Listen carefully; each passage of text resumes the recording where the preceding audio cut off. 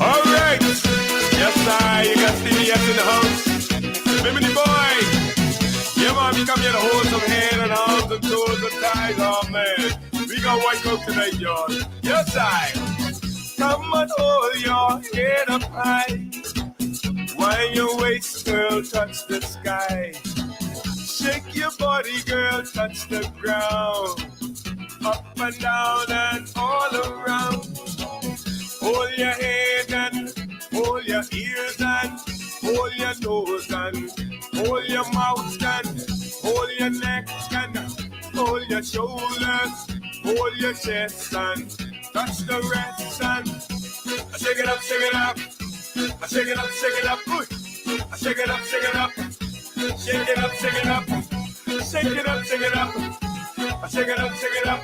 Shake your body line, yeah. Come along and touch your toes. Come and show me just how it goes. Touch your knees and touch your waist. Touch yourself all around the place. Hold your head and hold your ears and hold your nose and hold your mouth and hold your neck and hold your shoulders, hold your chest and show me the rest and shake it up, shake it up, shake it up, shake it up, shake it up, shake it up, shake it up, shake it up, shake it up, shake it up, shake it up, shake it up, shake your body line, yeah, come on. Hold your head and hold your ears and hold your nose and hold your mouth and hold your neck and hold your shoulders, hold your chest and show me the rest and shake it up, shake it up, shake it up, shake it up, shake it up, shake it up, shake it up, shake it up, shake it up, shake it up, shake it up, shake it up. Shake your body line. Come on now, let me see you do this. Watch it. Touch your toes and touch your ankle and touch your shank and touch your knees and touch your thighs and touch your waist and grab your bottom and while you're bonging. Shake it up, shake it up. Shake it up, shake it up. Shake it up, shake it up. Shake it up, shake it up. Shake it up, shake it up. Shake it up, shake it up. Shake your body line. Hold your head and hold your ears and hold your nose and hold your mouth and hold your neck and hold your shoulders, hold your chest and show me the rest and shake it up, shake it up. Shake it up, shake it up. Shake it up, shake it up. Shake it up, shake it up. Shake it up, shake it up. Shake it up, shake it up. Shake your body line. I love the way y'all do it, girls. Y'all look so great up there shaking it up.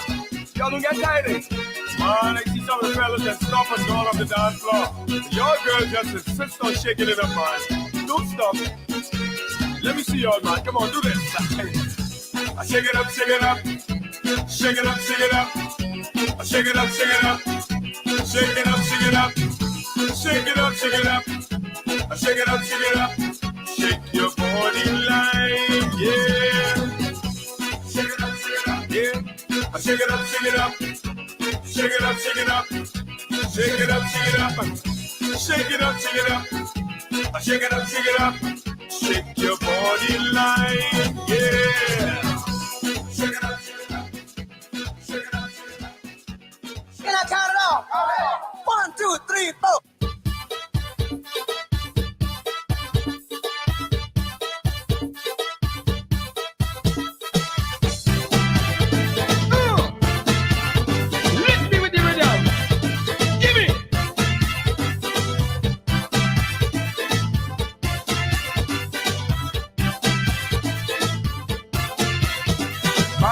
She won't go out to the dance tonight. To a jam they haven't forced me down in the bite. She granny and she make sure that she mop up the floor. Don't even think but setting your foot outside my door. Wash them dirty dishes and scrub the bucket out. Marcy act like she can't hear, she turn up she mouth. Then she put on on she clothes and jump out the windowsill. All I see was Marcy heading up the hill, shouting, "Come lick me with the rhythm till I cannot get enough. Come and lick me with the rhythm so that I can shake my stuff. Come and lick me with the rhythm till I fall out on the floor. Come and lick me with the rhythm till I cannot take no more." She's saying, "Lick me, lick me, lick me, lick me, lick me, lick me, lick me, lick me." When she hit the dirty gal and say, "Hold on, wait a while. Your dressing look like ours." She say, "Yeah, you're right. This one is style." And where you get that outfit, gal, that thing is mighty tight. Even blind Mr. Bean right in bikini sight. The boys them start to dribble when they see how she dressed, how she wearing mini and she jingling she chest. Marcy start to whine like a Bahamian hurricane. Then she start to screaming like she was insane. Saying, "Come lick me rhythm till I cannot get enough. Come on and lick me rhythm so that I can shake my stuff. Come on and lick me rhythm till I fall out on the floor. DJ, come lick me rhythm till I cannot take no more. Come on and lick me, lick me, lick me, lick me, lick me, lick me." This is 99.5 Global FM. You're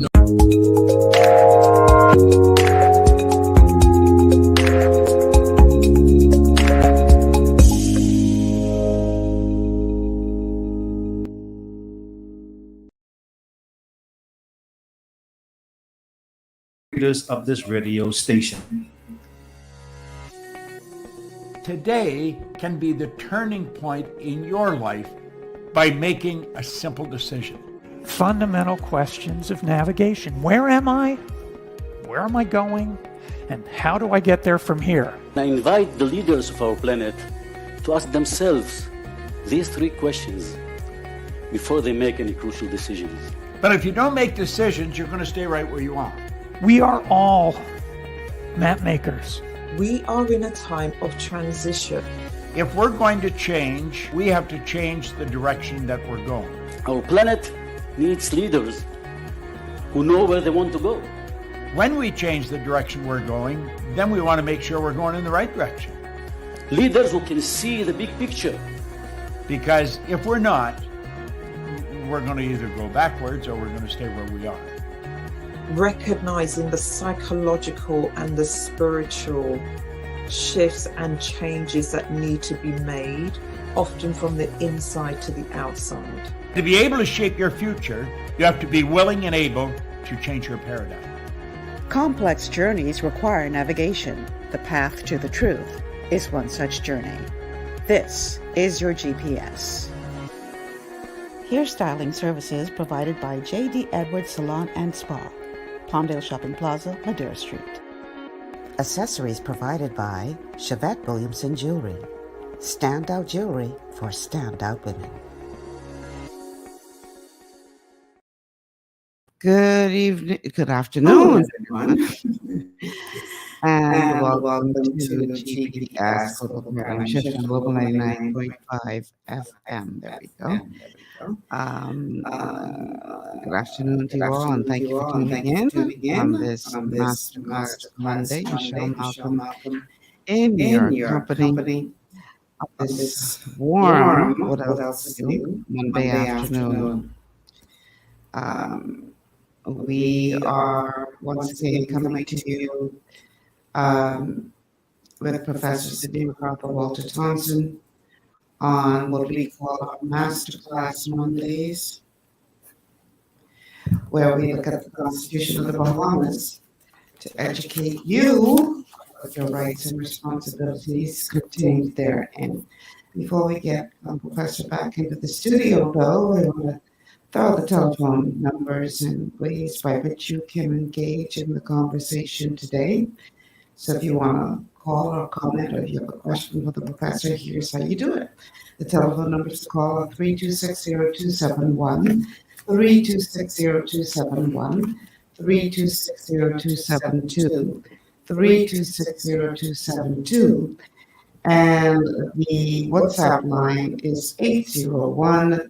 801-0271. You can both call and send us a message via WhatsApp. We're streaming live on YouTube and on Facebook on the official Michelle Malcolm and Global 99.5 FM pages. You can also catch us on the Bahamas channel 974, and you can download the Global 99.5 FM app to your smart device. Check us out there. Huge welcome to everybody listening by way of radio, whether you are in New Providence, or Grand or from anywhere else in the Commonwealth of the Bahamas. Sending a shout out to our family islanders. So welcome everybody to the Commonwealth of the Bahamas. And of course, welcome to all of you from around the world. Because it's not just in the Bahamas, but we have listeners from all throughout the United States, some parts of Europe tuned in. Even now and again, I have my friends in Africa. So, a huge welcome to everyone. So, it's just a huge welcome to everyone. The next 2 hours with us here. Spend the next 2 hours with us here. So, around these parts every Monday. Professor Sidney McArthur Walter Thompson, who is a professor, constitutional lawyer, studied the Constitution of the Bahamas at great length, and has been waiting, as he always says, for 50 long years for the people of the Bahamas to wake up and decide to explore their rights as laid out in the Constitution of the Bahamas, and the Lord allowed them to live long enough to see it. And so he has found that everywhere he goes, people start saying, "Oh, you're the Constitution man," and asking him questions about the Constitution, and it's a good thing. It's a very good thing. So, Professor, welcome back. Well, thank you, Ms. Malcolm. And it is true what you just said. You know, when the Queen died, that was when people began to wake up to their constitutional rights. And from that point onward up to now, it has been a loud cry by the Bahamian people. I'm so excited because I didn't have to wait 50 years for the Bahamian people to wake up because they were not listening to my voice at that particular time. I don't blame them for that because the vast majority of Bahamians do not know the Constitution. I have people on all the talk shows talking about change. Never, ever once, any call, or any host, or any guest on any show mentioned the Constitution of the Commonwealth of the Bahamas. How are you going to build a nation without a solid foundation? You have a lot of ideas, which constitutions that you can have. I'm not going to knock you for that. Right. But when it comes to building a nation, what is the basis on which you're going to stand? And having studied constitutional law very deeply, I know better than most people. So I would listen intently everywhere I go. My sister has pulled me away. Oh, wow. And because the people that crowd me all the time. They ask you for your autograph. And I am delighted that they are asking questions. Yes. And I like to answer constitutional questions. I will give you a constitutional answer. Constitutional questions are not easy to answer because the way how you may ask me a question, I may have to go back and look at the Constitution again to see how it fits in. It's how you ask the question. Now, a lot of things I know automatically. I can tell you right off the top when you asked me the other question the other day on the show. I was able to answer that quite correctly because it's constitutional. Okay. Anything that is not constitutional, it is not sound. That's why the country is all mixed up because people do not know their constitutional rights, their constitutional freedoms and privileges. Now, they espouse a lot of ideas, and you have that every single day.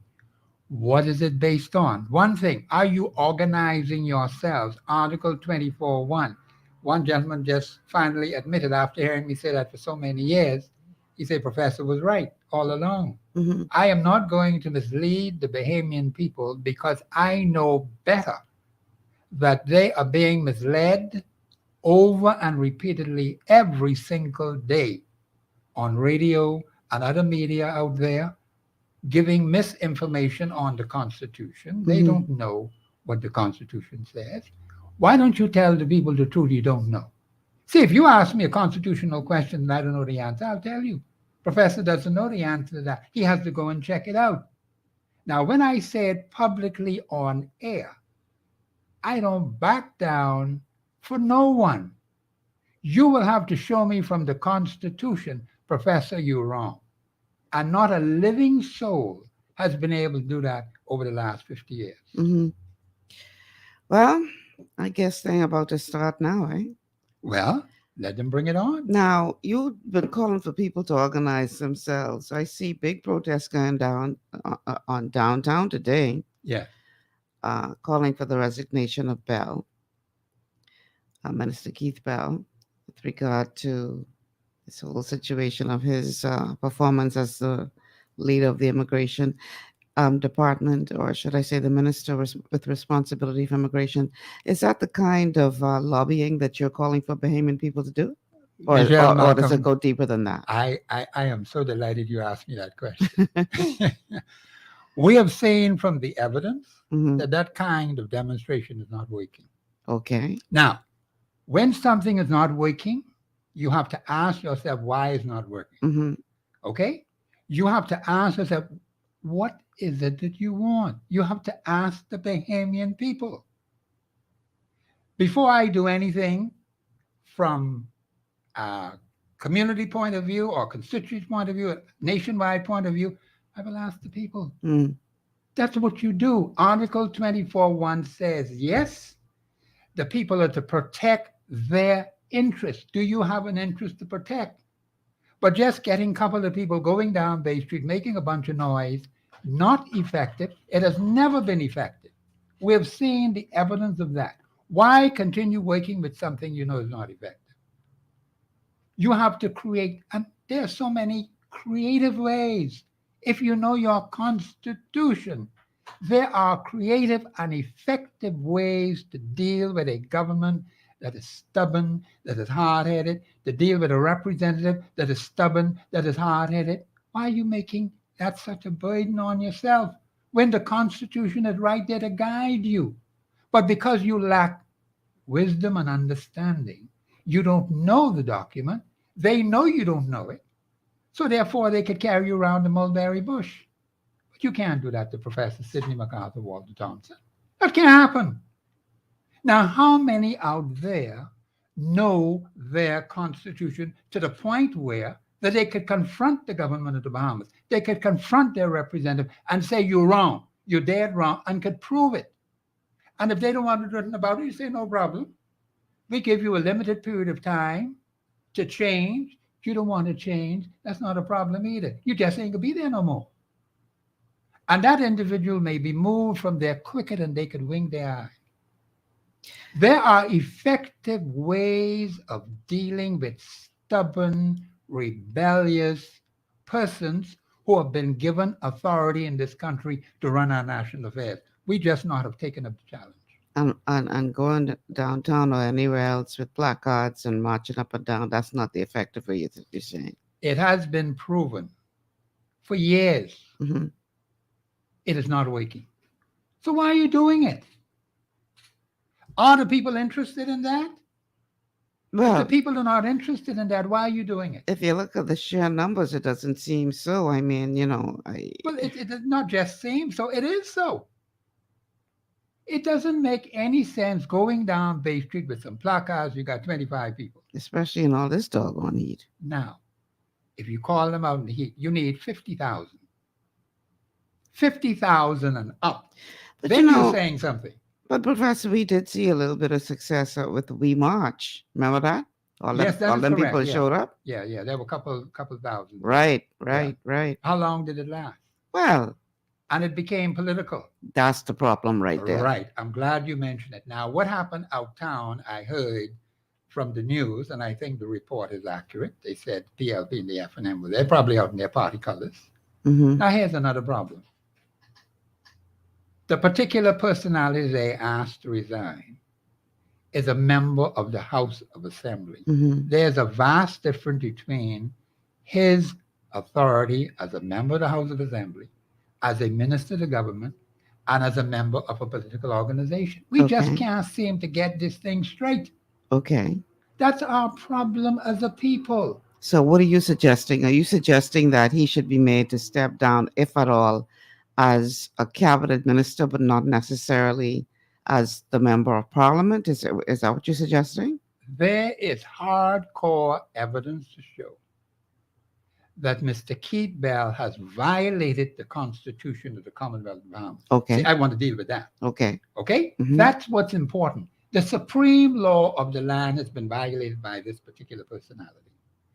Even it is said the director of immigration said that the man was interfering with the work of the officers in that department. Well, somebody sent me a copy of that letter, by the way. Yes. Yeah, that's circulating. I do have a copy of it. Good, okay. So go ahead, finish your point. And the thing is that the minister is not supposed to be interfering with persons in the civil service who are responsible for doing their job.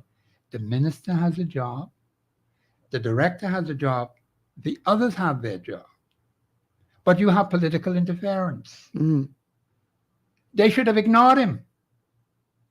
They have power in their hand to ignore him and let him, we ain't listening to you. We're not doing what you say. And he couldn't do nothing about it. See, I always say that people fail to realize the power they have in their hand. They don't use it. Oh, the minister say they must go. They wasn't going nowhere. I would have locked them up. I would ignore him. I would not listen to him. I will have nothing to do with him. I am doing my job as an immigration officer. And he's not going to interfere with that. You defy him. Why are you going along with the crap? And you know it's wrong. And you know it's wrong. Well, I've already called him out already. I tell him he's man, come. Ain't come yet. All I am saying, I know that he's not constitutionally sound. I don't have to guess that. When you violate the Constitution to the way he did, that's cause for concern. A government is to operate according to the Constitution. When a government doesn't operate according to the Constitution, you're asking for trouble. Big trouble. But Professor, you wanted something, because let me tell you why I say that. Back in the day when I was a little younger, and things was a little tighter. Yes, ma'am. When you get my age, things is, gravity has been working against me now for, 3 score. Jasmine. But anyhow, before gravity had an opportunity to wake its, I had a lot of fellas, particularly in the political arena, who was throwing the line. Yes, ma'am. Right? On both sides of the political divide. Yes. PLP and FNM, it didn't matter. And this one particular parliamentary secretary threw his line. And I said I wasn't interested. Yes. And he decided that he was going to threaten me and tell me that if I didn't oblige to his advances, he would have my job. Okay. I was a young reporter. Yes. I hadn't been on the job very, very long. Uh-huh. But this man actually threatened me. Yes, ma'am. And said to me, do you know who I am? Doesn't matter. And you dare reject my advances? Don't you know I can have your job? Wow. But you see, he didn't realize that even though I was young and even though I was a, little neophyte reporter, I was biggity from then. Good. So I went back to the corporation. Kelsey Johnson was the general manager at the time. And I called his secretary and I said, I'd like to see the general manager, please. She said, sure, come up. I went up to his office and I said, This particular public servant, does he have anything to do with the running of ZNS? This is a completely different ministry. Mm-hmm. So Mr. Johnson said, no, nothing at all. I said, well, you know, he just threw a line at me. He made an advance at me. And I rejected his advances. And he said to me that, don't I know who he is? He can have my job. Mm-hmm. So Mr. Johnson laughed. Mr. Johnson said, Miss Malcolm, go back to work. Can't a man can't do you nothing. I don't know who got to him, but somebody approached that man about that incident. Yes. Now, you see, not everybody was bigoted like me. Yes, ma'am. That's true. So I know that there were instances where politicians, especially powerful politicians, yes, would throw their line at these young reporters, and you know. That's correct. And because they were so scared to stand up to them, they would either oblige or consider another profession. Yes. My attitude was this: if you bold enough to approach me in that manner and you know what you're doing is wrong, I go in public. Good. Deny it. But if you can't say nothing, don't fool with me, because I biggity. I'm not going to allow you to put me in any kind of strange position because I scared of it. No. You're going to have to answer to your superior as to why you approaching this woman. I can talk. Right. You understand? That's correct. So you have a point. If they know what and I'm not saying that the minister should have did what he did, allegedly. But if I'm sitting in that position as a civil servant, and I know what you're telling me to do is wrong, I'm budging. And I want you to try fire me, because then I go in public. Yes. And I can produce evidence as to why you're trying to fire me. And then you got another problem on your hand. Big problem. You understand? Yes. But our people, in many ways, are such cowards. And this is why these people have been getting away with the foolishness they get away with for so long. For more than half a century. Because we don't want to stand up to them. Exactly. And I am saying to the Bahamian people, the Constitution has always been there to protect your interests. That's more powerful than the government. Governments come and governments go. Mm-hmm. Administrations come and administrations go. Mm-hmm. But the Constitution remains. Right. And I defy anybody to show me where I am wrong, and I will call them out publicly, just like I call out the minister. You think he was man? Come.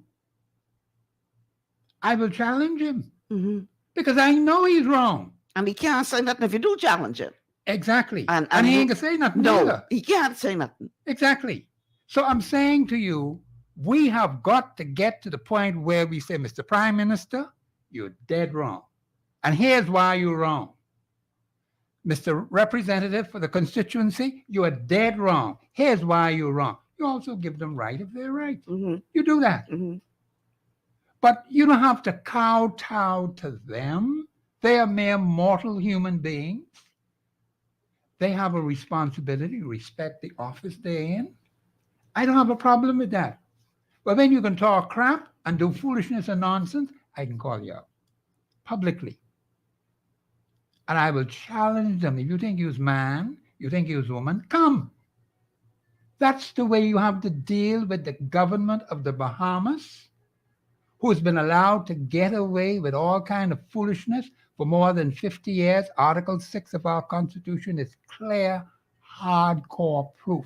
One line, which is an entire article in the Constitution. They ain't get it straight yet for more than half a century. They ain't get it straight.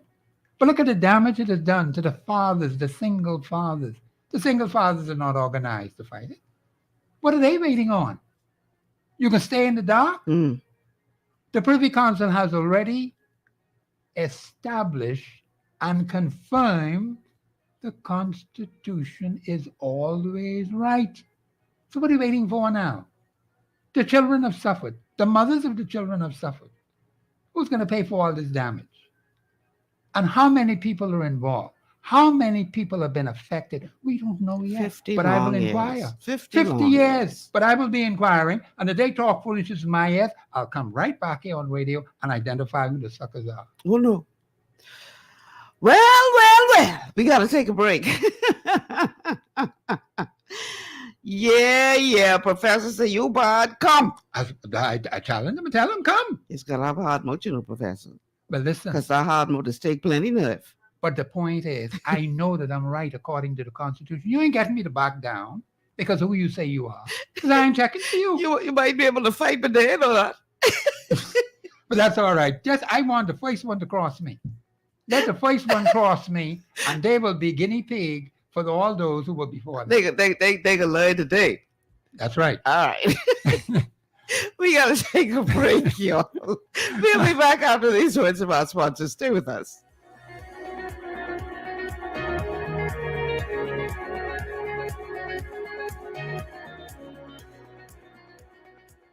Global Paradigm Shift will return after this. Understanding your microbiome, also known as your gut ecosystem, can change everything you thought you knew about nutrition, digestion, immunity, and metabolism. Keeping your gut ecosystem healthy and balanced is essential. Ultimate Microbiome by Longevity was specifically formulated to optimize this ecosystem. It provides the advanced support your gut needs through prebiotic, probiotic, and postbiotic supplementation. Our unique blend of probiotics includes Lactobacillus and Plantarum, healthy bacteria that can help prevent harmful bacteria from taking over your gut. Increasing your gut's population of beneficial bacteria creates a more balanced gut microbiome, which has been shown to aid in weight loss, skin health, sleep, mood, and may even help with seasonal allergies. Ultimate Microbiome also promotes the production of postbiotics. Postbiotics are key to help regulate your gastrointestinal health. To enhance digestion, Digizyme Multi-Enzyme Complex, a blend of 5 specific enzymes, has been added to Ultimate Microbiome. It can help break down food so your body can better absorb nutrients. Plus, we've added our proprietary I-26 Hyperimmune Egg Powder to aid in the elimination of disease-causing gut bacteria and help your body balance its immune response. Ultimate Microbiome, the scientific, proprietary, and holistic approach to gut health that helps optimize your body's entire gut ecosystem. To learn more, contact your Longevity associate.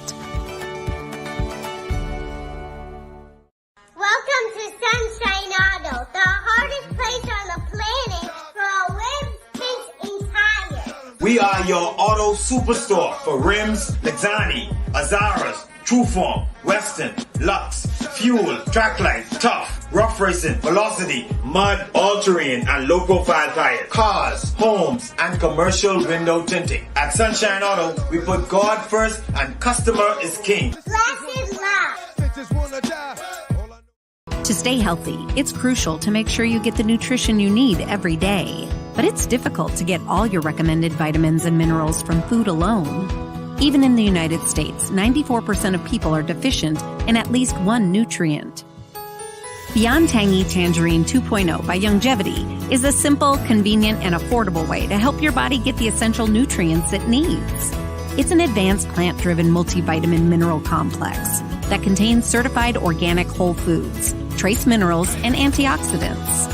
BTT 2.0 supports your body's natural defense system with a proprietary blend of energy-boosting and body-loving nutrients, plus prebiotics, probiotics, amino acids, and enzymes that support digestion. With an unusually high ORAC score of 8,000, you get even more antioxidants to help combat free radicals that can cause damage to your cells. But to get the most benefit and value from any multivitamin, your body must be able to break down the nutrients so you can fully absorb them. Otherwise, they'll just pass through your system without doing any good. Beyond Tangy Tangerine 2.0 was specially formulated with synergizing cofactors to ensure you get maximum nutrient absorption. Beyond Tangy Tangerine 2.0 is the easiest way to give your body the balance and complete daily vitamin mineral supplement it needs for optimal support of your overall health. To learn more, contact your Longevity associate. This portion of GPS is brought to you by Tiki Bikini Hut at Junkanoo Beach. Great food, cool tropical drinks, and family fun in the sun. And we are back. Welcome back to GPS Global Paradigm Shift on Global 99.5 FM. Michelle Malcolm in your company on this warm Monday afternoon. Please stay hydrated, people. Cucumber water works wonders in terms of keeping you hydrated.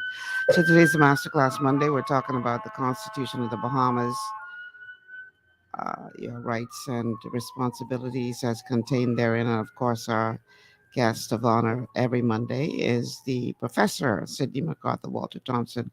Before we bring him back into the picture, let's tell you how you can join in on the conversation. We're streaming live on Facebook on the official Michelle Malcolm and Global 99.5 FM Facebook pages, as well as our official YouTube channels. And we're also on Channel Cable Bahamas, Channel 974. You can call or text us at 801-0271, 801-0271. That is WhatsApp. And you can either call or text us on that number. And also you can download the Global 99.5 FM app to your smart device and check us out there. And we're streaming live also on Cable Bahamas, Channel 974. And of course, we're on radio. So a huge welcome to all of you who are listening by way of radio, whether it's here in New Providence, whether it's Grand Bahama, whether it's the Family Islands, whether it's anywhere in the world that you are listening or watching or tuned in. Thank you so much for making GPS a part of your afternoon. Professor Sidney McArthur Thompson, Walter Thompson, is back at the desk, and we're talking about the rights and responsibilities of we, the people of the Bahamas, as it relates to our Constitution. And prior to the break, Professor Thompson made it very clear that these protests that we've been doing about various subjects and civic matters and, different things that don't seem to be effective. And he's saying that there is a better way to do this. He's often called for Bahamians to come together and use their collective power to affect the change that they want to see. But he's saying that by going anywhere with your placard and making noise is not the kind of collective power he's been advocating. So explain better for us what you're talking about. I'm glad you asked that, because what they're doing now, that has never worked from day one. So the organizers need to ask the people themselves, what is it that you want to do? Right. That's the first thing you do. Now, here's what I say to people in every constituency. Get to know the person living next door to you. Get to know the people living on your street. Don't get personal with them. Now, I know in a lot of these areas, people are extremely personal in people's personal private affairs. I've known husbands and wives for more than half a century. I didn't know they were married until the two of them, or one of them told me at some point down the road that they were. I said, well, I didn't know nothing. Right. The two of them laugh at me. But I don't get into people's private, personal affairs. In my area where I live, I get on well with all of those people. But you're going to find in some of these communities, people get very personal and all kind of dirty things are said when they get vexed with someone. All kind of nasty things are being said. And so all that does is create a lot of confusion. It builds mistrust. You can get to know the people on the street where you live without getting personal. That's the first step. And then tell them to get to know one another on the street. Then go around the corner from where you live and talk to the people there and get to know them on a personal basis.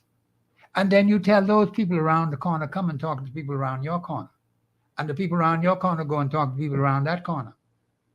In other words, what you need to do is the people in the constituency, so I can take this according to how the Constitution set it up.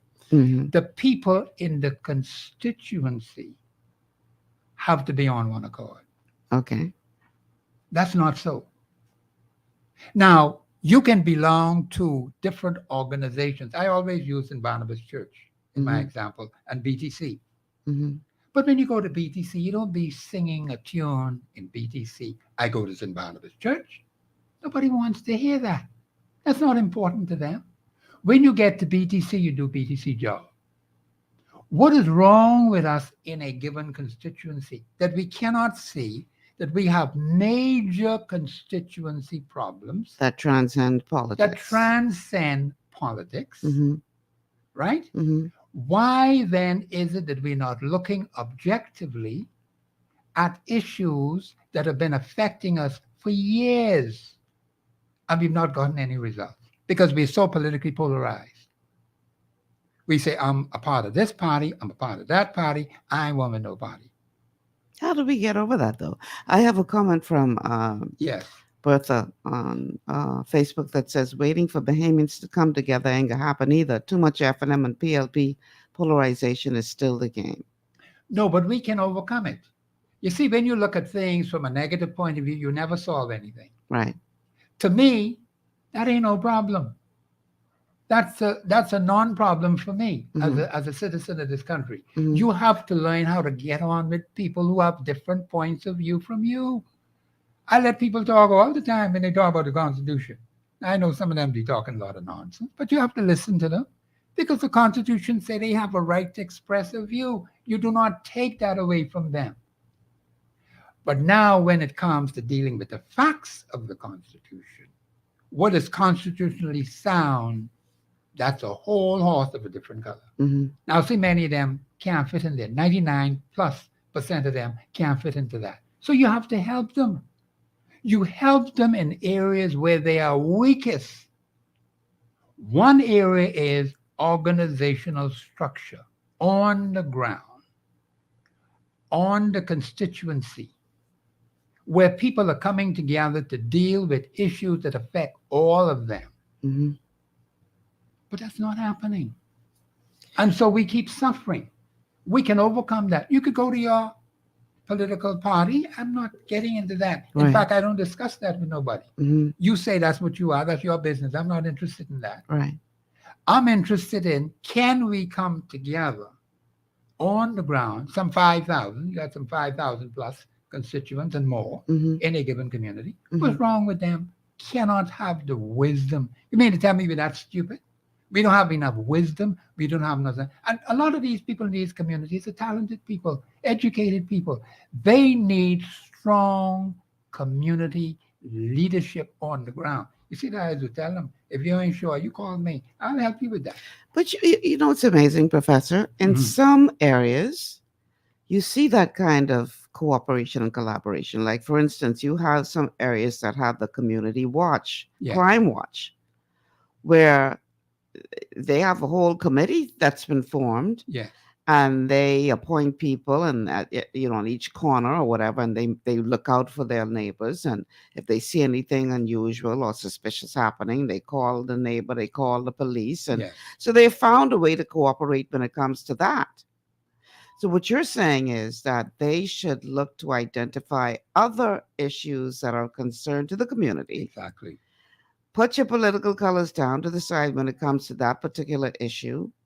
Work together as a cohesive unit to solve that particular issue.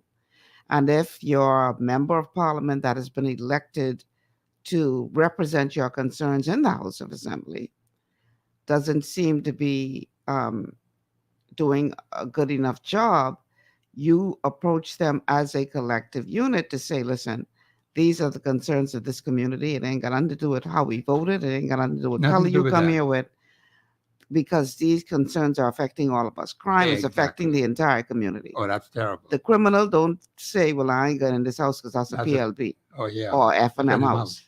They break into everybody's house, right? Exactly. It don't matter who you vote for. They don't care. So we have demonstrated that we can do this. Of course. We We have can. demonstrated that we can do this on matters that are important enough for us to put our political differences aside and get it done. So why is there this hesitation to do that across the board? That is a good question that you ask. And because people, see, again, people fail to realize the power they have in their hand. The Constitution says to us, you work through your representative in your given constituency. That's constitutional. Right. So why are you arguing with that? Well, then let's do that. Let's bring it collectively to that particular representative. But there are those who are so politically polarized. They don't see that. They will try to take up for the representative, even though the representative is wrong. But see, I have to tell the representative, you're dead wrong. And I could prove it constitutionally that he's dead wrong. But the people, see, this is where the collective will of a people come to play. Not just one person, not just two people, because some things you need numerical strength to get it resolved. There's no other way. That's constitutional way. Why are we backing away from that? It didn't say you must be this thing or that thing. You are all constituents in a given constituency. That's the language of the Constitution. You can either be a registered constituent or you could be an unregistered constituent. That's also in the Constitution. Because people don't know these basic fundamental things.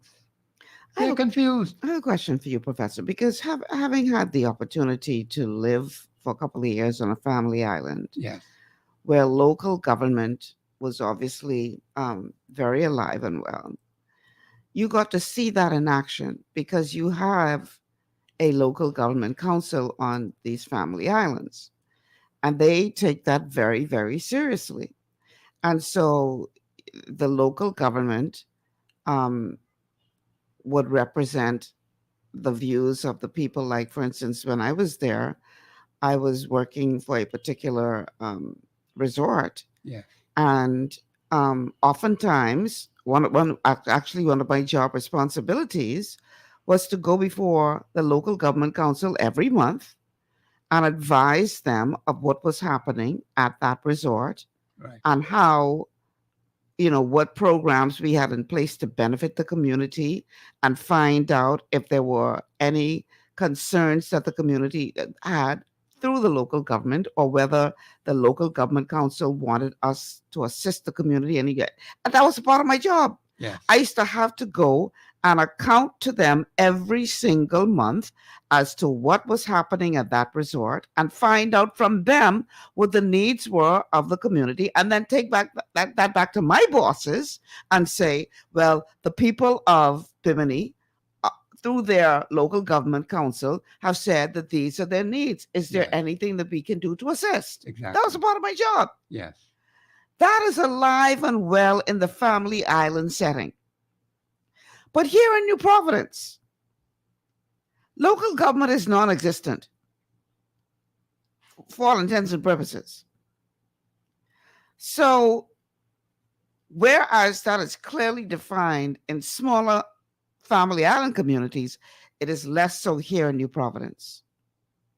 Is it constitutional? And I'm going to ask this question. I want to be able to think about it. Is it constitutional to have local government for a minority of the people in a country, and the vast majority of people left out in the cold? Got to Is rely that on central constitutionally government. sound? I would or think not. I would think not. Okay, all right. So these are the things what we have not been looking at. We allow the government of the Bahamas to make very bad decisions which adversely affect the majority of the Bahamian people, and we sit back and allow the crap to run on for 50 years. So what are you trying to do? You're trying to tell me the people in Rumkey could run their affairs better than the people in Vaudeville Castle?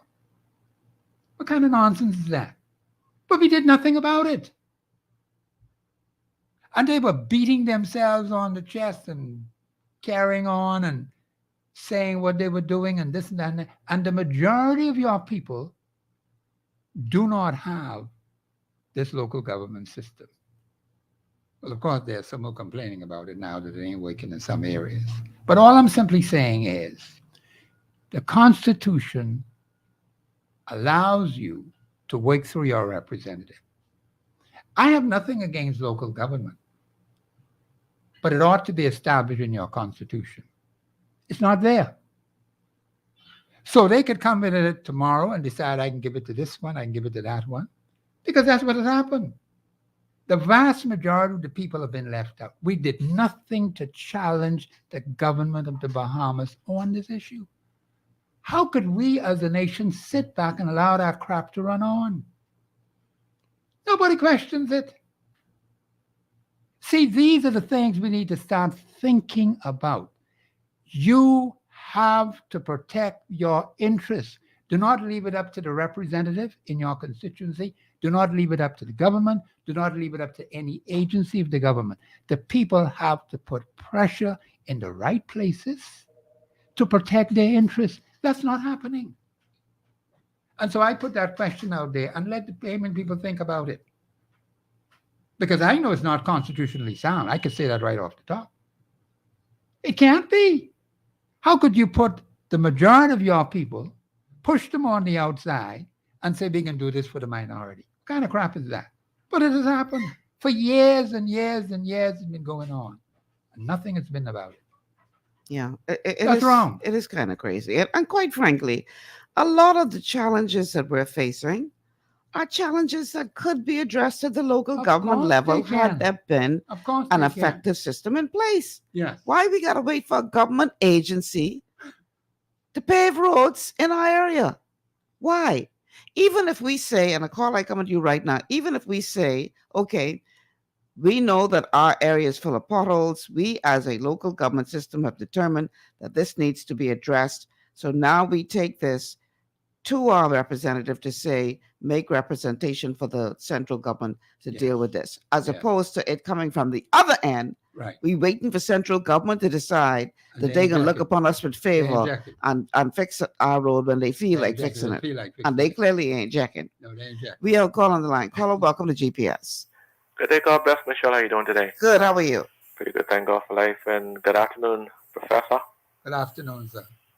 Yes, sir. And good afternoon to the Bahamas. You know, I listened almost from the very beginning today, and I didn't catch the entire everything y'all was saying.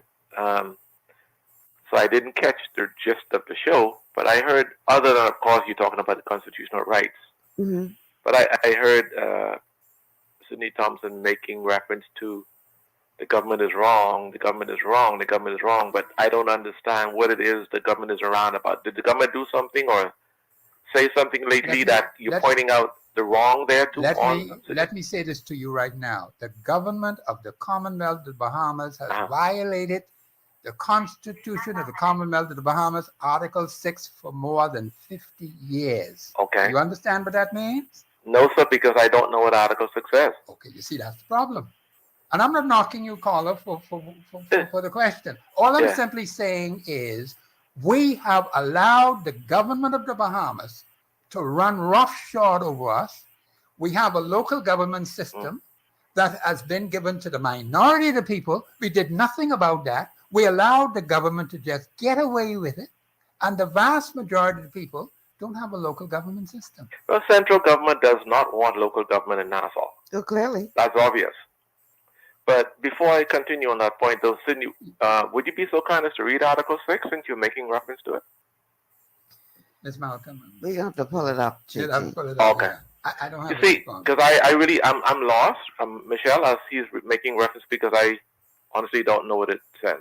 Okay, that's understandable. Yeah, but what I'm concerned about is, and I mean, we have to look at history in order to understand the present so we can make corrections for the future. Yes, okay. Politicians were masterful in the first 25 years of our country by talking to the people, which was not bad at face value, but they were talking to the people without educating the people about their constitutional rights. And Sydney, while many of us ought to take our individual time and go and learn what the Constitution of the Bahamas is and is all about, when you have the masses deprived of that knowledge by virtue of the fact that the document was not put in the educational system, the many Bahamians who went through the schools in the past 50 years and don't know the Constitution, you really can't blame. You cannot really truly blame the masses, because at the end of the day, if the masses aren't given opportunity to the information, how can they really and truly understand what it is they have and what it is their rights? Because here and now, and let me use myself as a perfect example. I'm a person who's blind. You put that document in front of me, I ain't got a clue what that document is, because literally I can't read it. Yeah. And I may or may not have anybody around to read it to me. So for me, that's nothing but a book sitting down.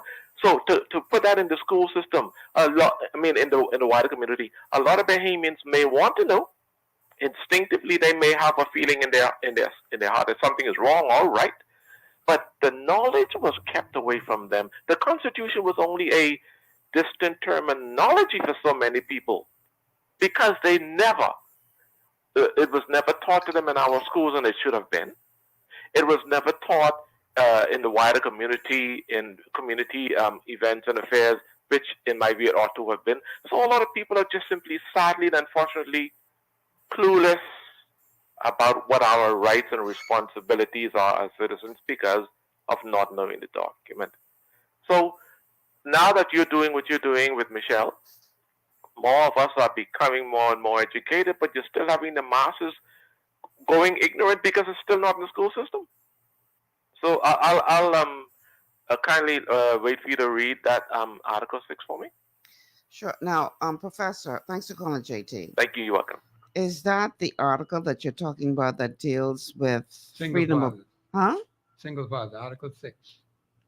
I don't think that's what he mentioned, though. I think he was referring more so about, you're talking about the rights to come together and assemble. Oh, that's 24.1. Right, I've right. said that many times. Okay, so 24.1. That's read what the last part of that article. That's where that is situated. Okay. Because you have so many other things in 24.1, and I've explained this to him before. Right. But reading the entire article is not the issue. You concentrate on that section of the article which specifically deals with the issue that he is talking about. And that's what I do every time when I come on air. Okay, but if he wants you say he wants. But he wasn't specifically talking about the issue with the fathers and the children. He was asking, because you remember he tuned in late, and he was saying that. Well, he wanted to know. I said the government of the Bahamas has violated the Constitution. He wanted to know. I use Article 6 as an example. Okay. You could read to him Article 6, which is one line which the government of the country has messed up for more than 50 years. Right. Okay, I can do that, but I was under the assumption that he was asking more so about, because we're talking about, remember now he tuned in a bit late, so he's saying, what is it that you're saying we as a people can do to come together to cause for our members of parliament or representatives to represent our concerns based on a constitutional standpoint? That's the impression that I got that he was asking for. Well, he could probably clarify. But the point is, from what I got from him was that he wanted to know what the government has done in violating of the Constitution. I quoted Article 6, which they have violated for more than half a century. That's a fact of life. Okay. It had to go all the way to the Privy Council. JT, you might want to call back to clarify. Yeah, I think he pretty much asked that because he tuned in late. He tuned in late. Yeah, he did. But if he's referring to 24.1, I think he's referring to 24. But hopefully he'll call back to clarify. He would clarify. Yeah, but I know they have violated Article 6. Right. And they have violated some other articles in the Constitution. Mm-hmm. Okay, so I just use Article 6 as an example. Just one example of the violation. One out of many. Okay. One out of many. Yeah. All right. Tell you what. That's not a caller, right, for the show. Waiting for my producer to respond. Is that a call for the show? Okay, JT's back on the line. JT, go ahead. You could explain, yeah. Yes. Both of you are correct, but when Sidney kept making reference to Article 6 that the government was wrong in dealing with, I was lost because I don't know what Article 6 says. So I would love for him to read that for the audience to understand what it is the government was wrong in respect to that article. And then, yes, the end of Article 24, to re-emphasize that for we, the listening audience, so we can get the full text of what you guys are talking about, government and its violation or the lack of representation, local government, all that kind of stuff. Yeah, I'd appreciate it. All right. So Article 6 deals with persons born in the Bahamas after 9th July 1973. It simply says every person born in the Bahamas after 9th July 1973 shall become a citizen of the Bahamas at the date of his birth, if at that date either of his parents is a citizen of the Bahamas. Straightforward.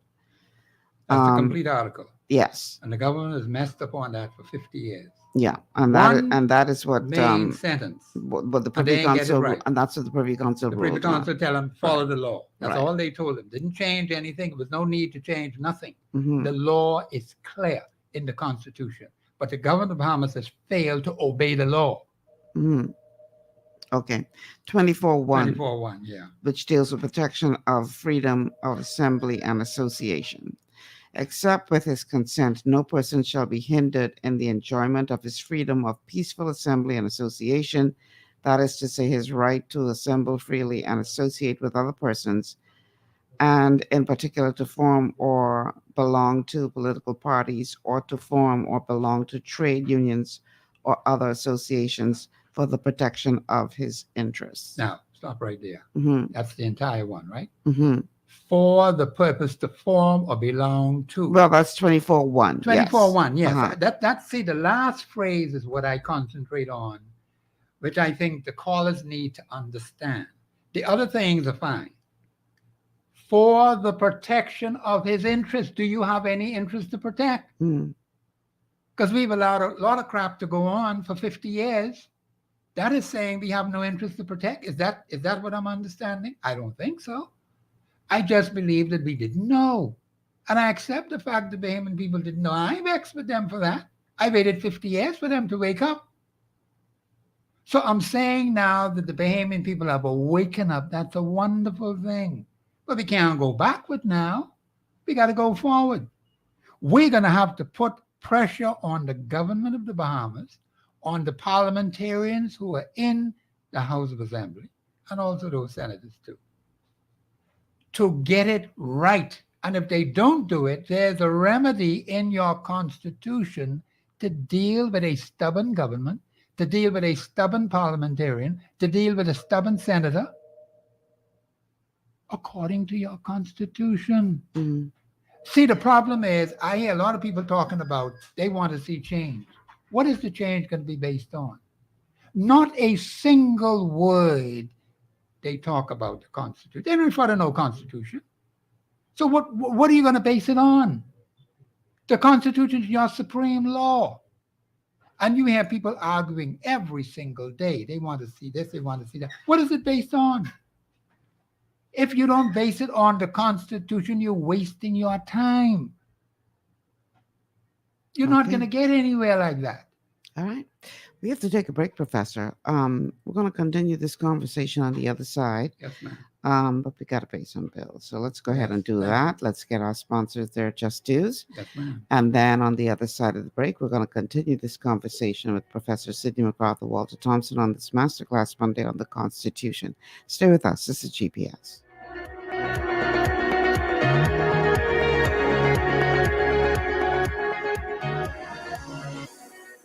Global paradigm shift will return after Your this. body's immune system is under constant pressure from things like stress, lack of exercise, and toxins in the environment.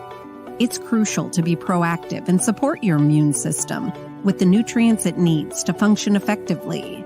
But it's often hard to get these nutrients from food alone. Introducing fast-acting Zinc Plus Immune Support by Longevity. Unlike zinc-only supplements, Zinc Plus Immune Support builds on the proven power of zinc and adds complementary nutrients to give your immune system extra support. Vitamin D helps balance the effects of zinc, while our proprietary blend of natural fruit and root extracts provides the extra help your immune system needs to work against daily stressors. And we've included Youngevity's exclusive plant-derived minerals to give your body the minerals it needs, but can't get from food alone. And because Zinc Plus Immune Support is delivered in a great-tasting, sugar-free, berry-flavored lozenge, it encourages quicker absorption of all these nutrients into your body. Zinc Plus Immune Support. Zinc plus the extra support your body needs to promote a healthy immune system. To learn more, contact your Youngevity associate. Welcome to Sunshine Auto, the hardest place on the planet for rims, paints, and tires. We are your auto superstore for rims, Lexani, Azaras, Trueform, Western, Lux, Fuel, Tracklight, Tough, Rough Racing, Velocity, Mud, All-Terrain, and low-profile tires. Cars, homes, and commercial window tinting. At Sunshine Auto, we put God first and customer is king. Blessed love. It's gotten harder and harder to get your daily requirement of vital nutrients from food alone.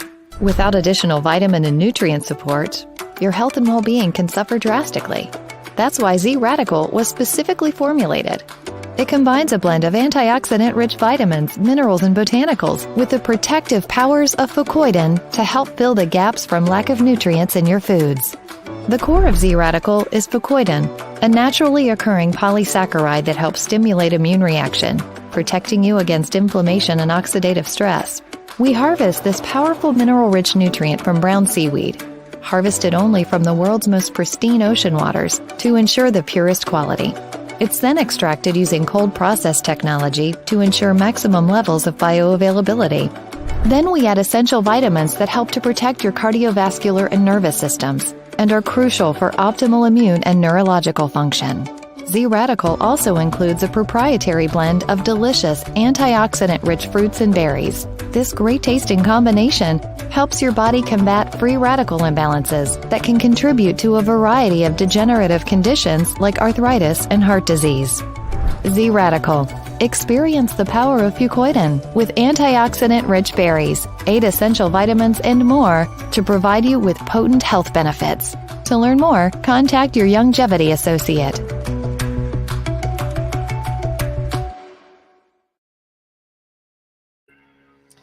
And we are back. Welcome back to GPS, Global Paradigm Shift on Global 99.5 FM. Michelle Malcolm here with Professor Sidney McArthur, Walter Thompson. We are streaming live on Facebook on the official Michelle Malcolm and Global 99.5 FM pages. Also coming to you live on YouTube. And you can call in at 3260271, 3260271, 3260272. 3260272, and the WhatsApp line for calls and messages is 801-0271, 801-0271. And you can catch us on Cable Bahamas Channel 974, as well as by downloading the Global 99.5 FM app to your smart device and checking us out there. Last but by no means least, you can also tune in via radio, whether you are here in New Providence or Grand Bahama or throughout the family of islands. Welcome to you all, and a special welcome to all of you who are tuned in from outside the Bahamas. I really do appreciate you being here. Do we have a caller? No. Okay, so let me read a couple of your comments. Roberta says, let's bring this up on the screen. Hold on a minute.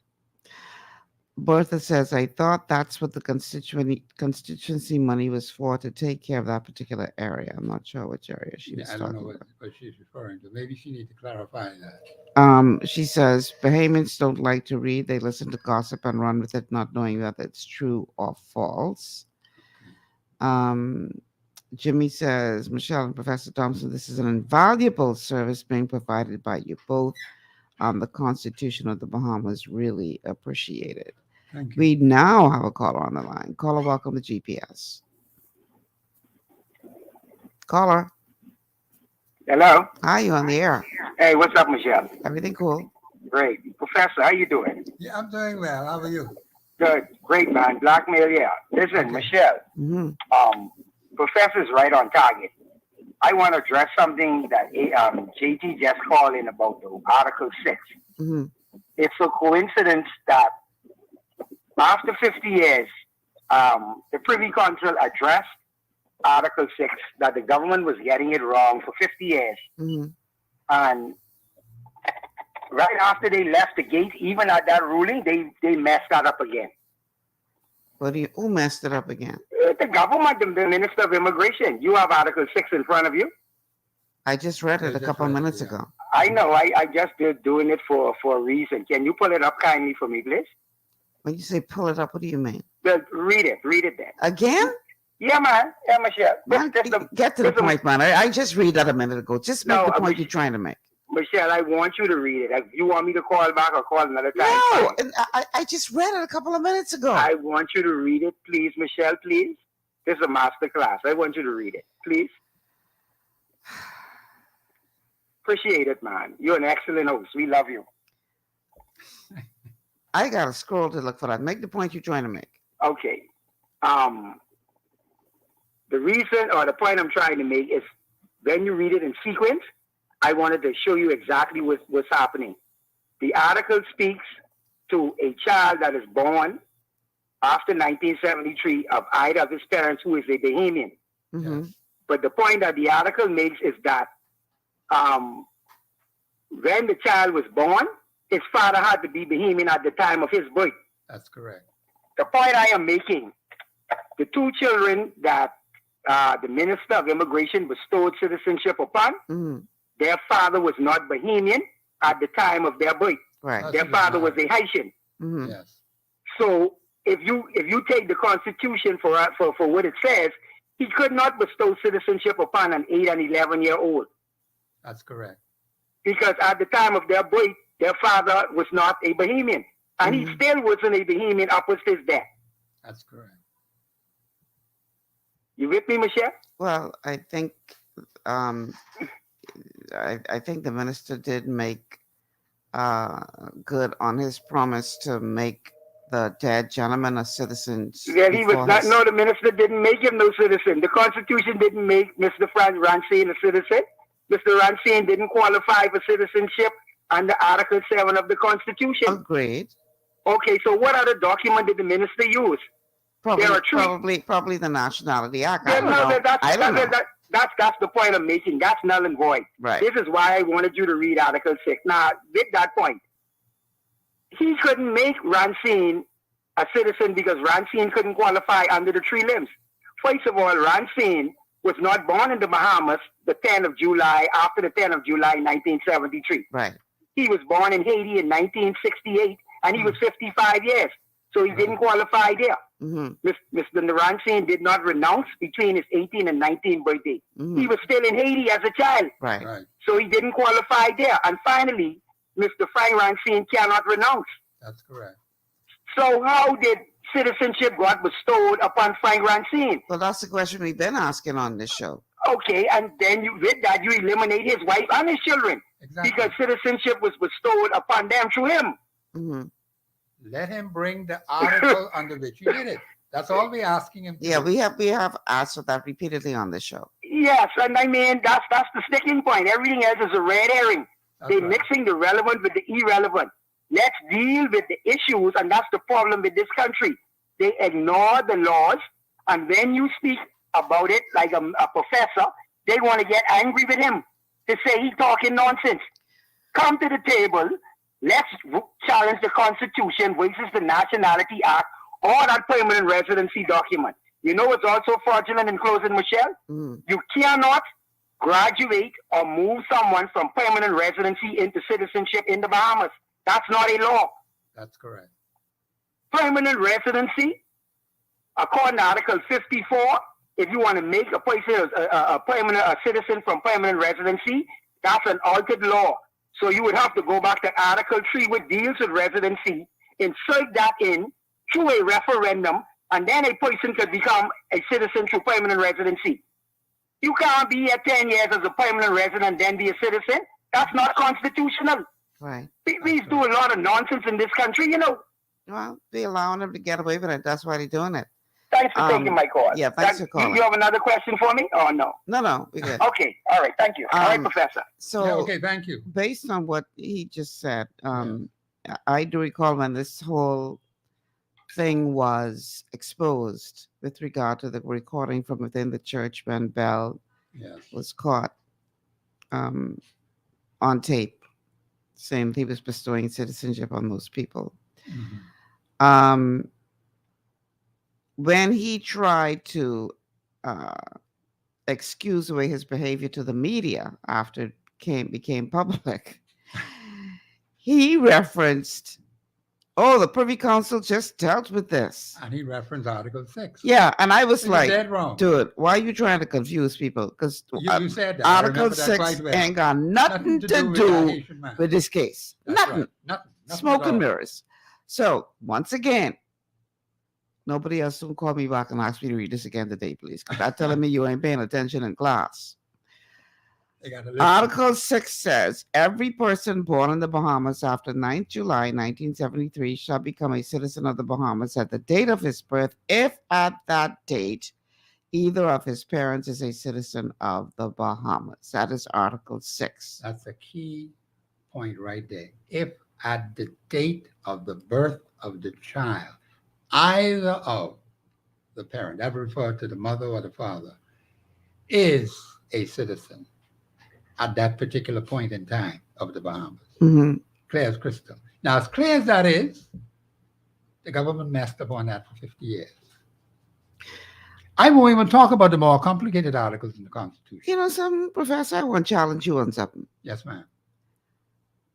I don't think the government messed up. I think the government knows just what they're doing. Okay, fine. But see, when they intentionally... Well, if you've been doing something for more than half a century with all those trained lawyers... There you go. They had. So obviously the Bahamian people need to wake up and realize that something is amiss. Exactly. Something because is seriously amiss I dare say by that those who were given the authority to run this country. all of intelligent lawyers and things who will pass through the system, you can't tell me one of them ain't figure that out before Wayne Monroe. Well, the point is that all you have to do is look at the hardcore evidence, the information coming out of the Attorney General's office. And they have all kind of big-time people in there say there's QC and whatever else they have. I'm not questioning their qualifications. I'm not interested in that. What I am questioning is it according to law? Is it according to constitutional law? That's the only question I want answered from Keith Bell. You tell us what article in the Constitution of the Commonwealth of Bahamas you gave these Haitian people citizenship. What article says that they can get citizenship? He quoted Article 6. He was dead wrong. Yeah, but he knew. My point is, he knew he was wrong when he quoted that. So why he quote that crap? Because he could swing people who ain't gonna take the time I see. to go and read it and see what it says. That's why the Bahamian people need to stop allowing the government of the Bahamas and representatives in that House and in the Senate from misleading them. You can't take nothing. See, I don't believe nothing what they say. I always tell my sources, I want to see the hardcore evidence. They said that, let me get the evidence, and I'm going to read it and study it, and I go from there. That's why I like to get accurate and precise information. I heard him say that. So now what are you going to say, supposed to speak to people on Wednesday? What is he coming up with on Wednesday? Well, you know, people ain't wait till Wednesday. I just this letter floating around now. And this is a very damaging, this is a very damning letter. This letter floating around. Exactly. So I'm saying to you that the minister is wrong because he is not constitutionally sound. The government is wrong because the government is not constitutionally sound. The prime minister is wrong because the prime minister is not constitutionally sound. And I challenge anyone, they think there's man, they think there's woman, come. You cannot show me from the Constitution where what they did is constitutionally sound. That's the challenge I put out there. I don't care all the other crappy things they say they were doing. I'm not interested in that. The Constitution is supreme, not the prime minister, not the minister of immigration. That's what people need to understand. And so he came up with that nonsense, and I heard it, and you heard it, and a lot of people heard it, hopefully. And that's why we have to wake up and realize we have been hoodwinked, we've been lied to, we've been deceived over 50 years. We just can't keep going on like this. Now that we're waking up, and of course, let me comment on this, what the JT had said about putting it in school. You can wait for another 57 years for that. Bahamians, there are alternatives. See, I took an alternative too, but I didn't know at that time when I was going to study constitutional law that I would be doing what I'm doing today. Now I see there's a great need for it, and God has prepared me well for it. I got to help my people. I need 150,000 plus like me, so that we will have the kind of strength to remove any government that goes contrary to the Constitution of the Commonwealth of Bahamas. You got to take that seriously. There's no time to be playing anymore.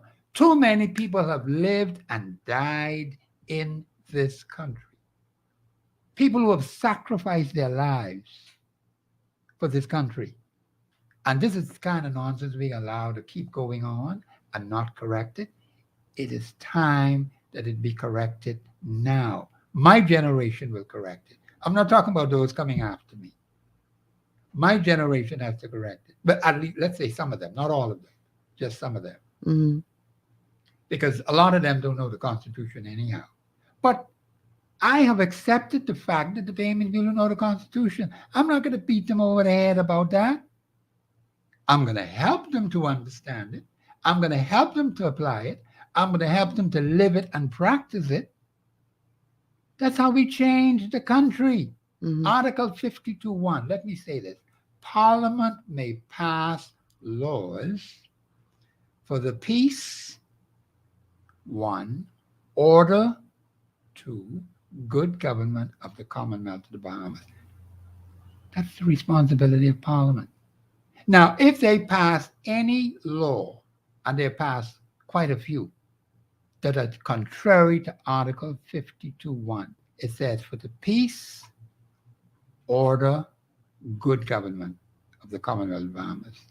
They had one act there for them strangers coming and said they got $250,000. After 14 days, they could pick whoever they want because immigration didn't have the time to get to them. You any crap like that? These are the crappy things that they pass. And what have we done about it? When Parliament has a responsibility to go according to the Constitution, they have not done it. And that's what I want the Bahamian people to understand. The government of the Bahamas has not been responsible in its duties, what it ought to be doing from the Constitution. And there are many discrepancies in our system that are not constitutionally sound. That's what we need to look at. We got to tell them these things got to be corrected. Now, there's someone was saying about getting a different constitution. Let me say this to the Bahamian people. Bahamian people, you don't know how valuable the Constitution is, what we have, because you're talking nonsense. Whoever is putting that funny idea in your head, tell them go to hell. You see what's happened in Sudan today? You see what happened in many of those African countries? When they lose stability, see, we had it from 1729, September of 1729, almost 300 years of stable, peaceful, democratic system in our country. It ain't perfect. But ain't no other country in this part of the hemisphere have that. Not a living one. Not even the United States have it. We have changed from one administration to the next. I heard one church minister talk about it. And I asked my sister the other day, I said, was he a part of majority rule? He was not. His church was not. But yet he's saying how this is the most peaceful place on the earth. How did that come about?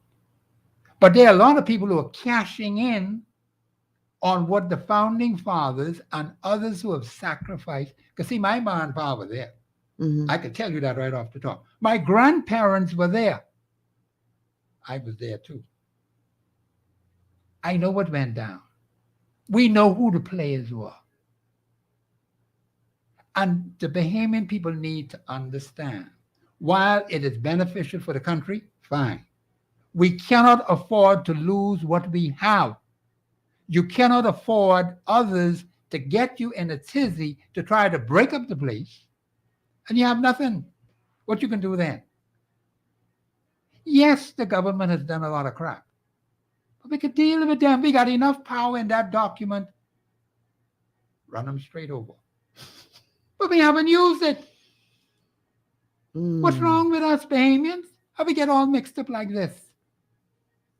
Because I don't know who the fellow was, but he had all this energy about wanting to do something. But I'm trying to get him to see, man, let's take that energy and be productive with it. It's no point getting angry and puffed up and, boy, I don't like this. I want to break up this place. No, that's not the way to go. Counterproductive. We could do better than that. Because Sudan is now catching hell. Thousands are now already dead.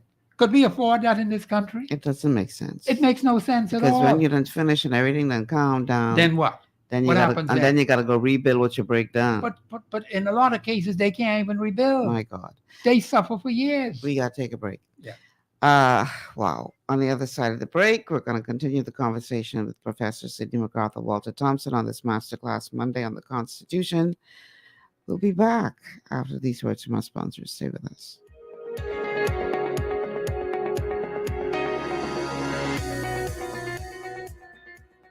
Global paradigm shift will return after At Lee Air, safety is our #1 priority. Flying since 1996, we offer scheduled flights into Fresh Creek and Mangrove Key Andros and Great Harbor Key, Berry Island, twice daily, 7 days a week. Affordable charter services are also available to anywhere in the Bahamas and the Caribbean. Lee Air Charter Services. Call 225-3267, 702-7127, or 322-1317 for reservations. Understanding your microbiome, also known as your gut ecosystem, can change everything you thought you knew about nutrition, digestion, immunity, and metabolism. Keeping your gut ecosystem healthy and balanced is essential. Ultimate Microbiome by Longevity was specifically formulated to optimize this ecosystem. It provides the advanced support your gut needs through prebiotic, probiotic, and postbiotic supplementation. Our unique blend of probiotics includes Lactobacillus and Plantarum, healthy bacteria that can help prevent harmful bacteria from taking over your gut. Increasing your gut's population of beneficial bacteria creates a more balanced gut microbiome, which has been shown to aid in weight loss, skin health, sleep, mood, and may even help with seasonal allergies. Ultimate Microbiome also promotes the production of postbiotics. Postbiotics are key to help regulate your gastrointestinal health. To enhance digestion, Digizyme Multi-Enzyme Complex, a blend of 5 specific enzymes, has been added to Ultimate Microbiome. It can help break down food so your body can better absorb nutrients. Plus, we've added our proprietary I-26 Hyperimmune Egg Powder to aid in the elimination of disease-causing gut bacteria and help your body balance its immune response. Ultimate Microbiome, the scientific, proprietary, and holistic approach to gut health that helps optimize your body's entire gut ecosystem. To learn more, contact your Longevity associate. For all your building needs, it's Carib Construction and Project Management on Gladstone Road. We build it all. Schools, homes, hotels, and more, including structures requiring a Phase 3 electrical contractor. We also provide project management services. The first step towards your dream building begins at Carib Construction and Project Management. Call us at 376-1556 or 341-4466. One of the things I love about the mailboat is their relationship with Bahamas Air. I can earn travel points on my international freight and redeem them when I fly. For me, online shopping is easy, with mailboat US addresses and regular freight delivery to Nassau. Plus, I can always prepay customs and freight, and they always notify me when my package arrives. Yeah, a lot of people think the mailboat is just for shipping, but they also offer a safe and secure storage facility at affordable rates, all in a central, convenient location. We also offer passenger service into Freeport multiple times per week with a seating capacity of over 450 persons.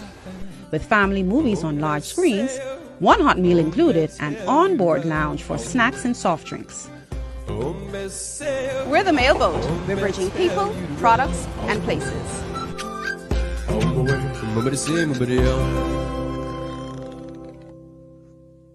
Executive Printers is your one-stop shop for all your branding and customization needs. Letterheads, envelopes, business cards, invoices, share and gift certificates, rubber stamps, vouchers, funeral programs, brochures, flyers, banners, and promotional items like mugs, water bottles, mouse pads, and key rings, all with personable service and great quality. No project is too small or too large. For great turnaround and competitive pricing, make an executive decision. Call us at 393-5011.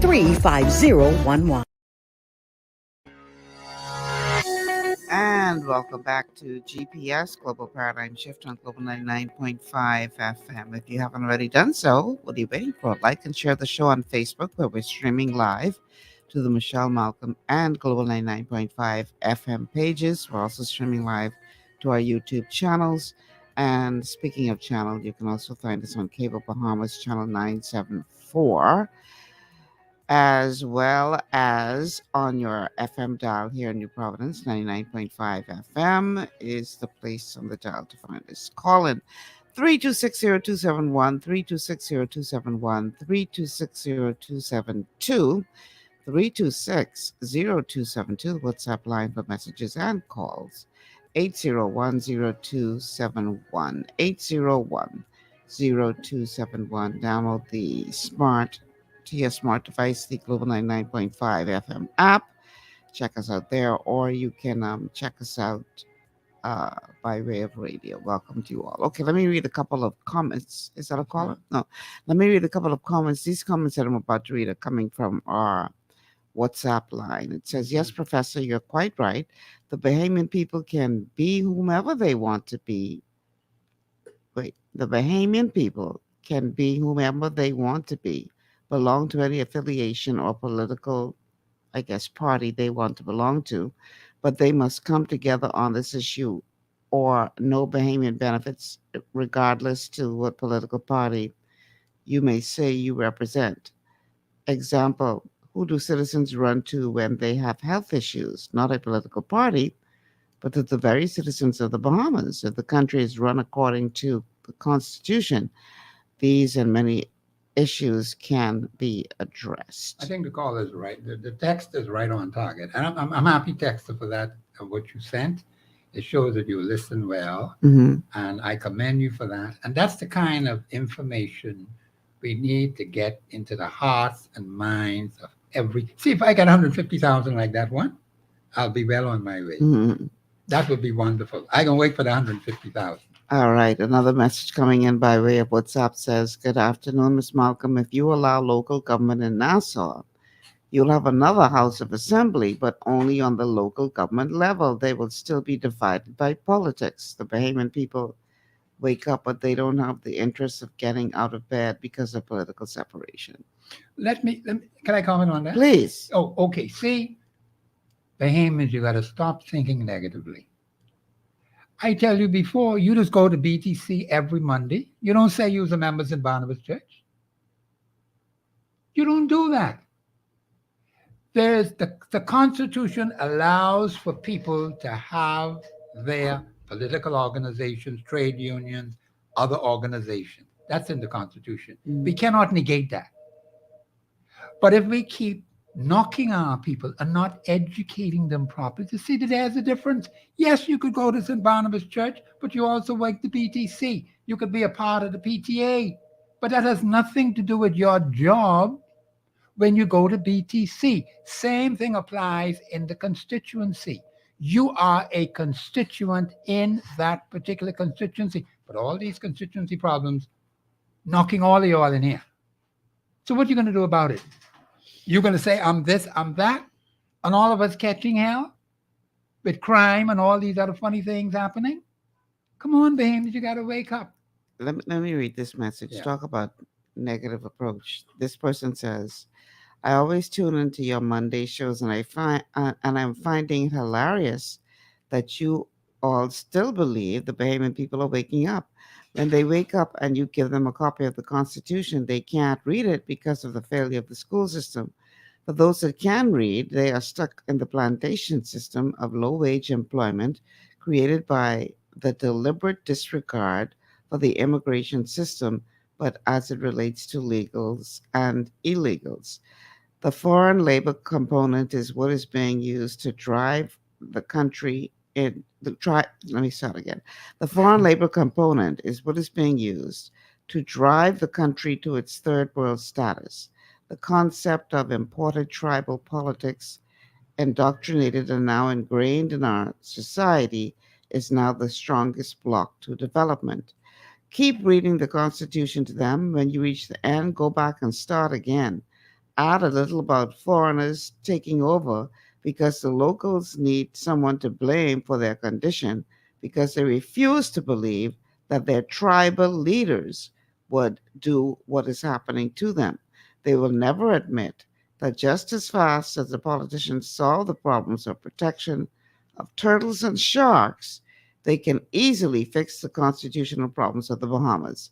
The Constitution was given to us. The Bahamian people need to create their own that would satisfy their needs. Until then, enjoy the ride down the slide of mediocrity. Signed Rabbi Common Sense. Yeah, but the text is way off in too many areas. You know, it's sad that we have people who think like that, but that's their view. I'm not going to knock them for their point of view. But I am here for the express purpose of helping the Bahamian people to do better. The Constitution says Parliament may pass laws for the peace, 1, order, 2, good government of the Commonwealth of the Bahamas. That means every single law that was passed in that house from 1729 right on up to now ought to be constitutionally sound. In other words, the laws must benefit the masses. The laws must benefit the Bahamian people. Peace, order, good government. That means if Parliament passes any law that doesn't have those 3 ingredients in it, they're unconstitutional. It's not sound. So now we could start checking every piece of legislation from 1729 right on up to now and see whether it fits in with Article 52.1. Because they pass one and tell the fellas after 14 days, if you don't hear nothing from immigration, you could bring in your people. It is foolishness. But see, these are the kind of things what we allow to happen because we are not constitutionally sound. My job is to help people to be constitutionally sound. We're not going to change anything if we're not. Let me read another message from our WhatsApp line. It says, is it constitutionally correct to have Creole taught in schools mandatorily, correct, or just common sense to incorporate it since that it is officially our second language? Or is it a future show to discuss the above mentioned? But I'll just comment on it briefly. See, we need to... Oh, Lord, what is this today? But you will have people say all sorts of things like that, and that's understandable. We need to entrench in our Constitution what the official language of the Bahamas is. I thought it's not in our Constitution? No, it's not. Okay. We need to entrench it in there. See, there are things we need to put in there now. The official language of the Commonwealth of Bahamas is the English language. We need to put that in the Constitution. We need to put local government in the Constitution, a local government system that is conducive to the people of the Commonwealth of the Bahamas. I've been hearing people talk about local government, but they're copying after them other people out there. That's not going to suit the Bahamas. We have to look at our own peculiar situations and craft up a local government system that benefits us, not from the people in France, not the people from other countries. That is no value to us. It ain't no value to people in Portland Castle where I live. You can tell me what they're doing in France, what they do in this place, what they do in that place. No, we need one that benefits us. That is what is important. And we can go from there. All right. We have a call on the line. Caller, welcome to GPS. Morning, Miss Malcolm. Morning, Professor Thompson. Yes. Good morning. Or good afternoon. Okay. Professor. Yes, sir. Please, I'm trying to understand your theory. Now, if everybody in the Bahamas learn the Constitution, got it down pat. What you suppose gonna happen then?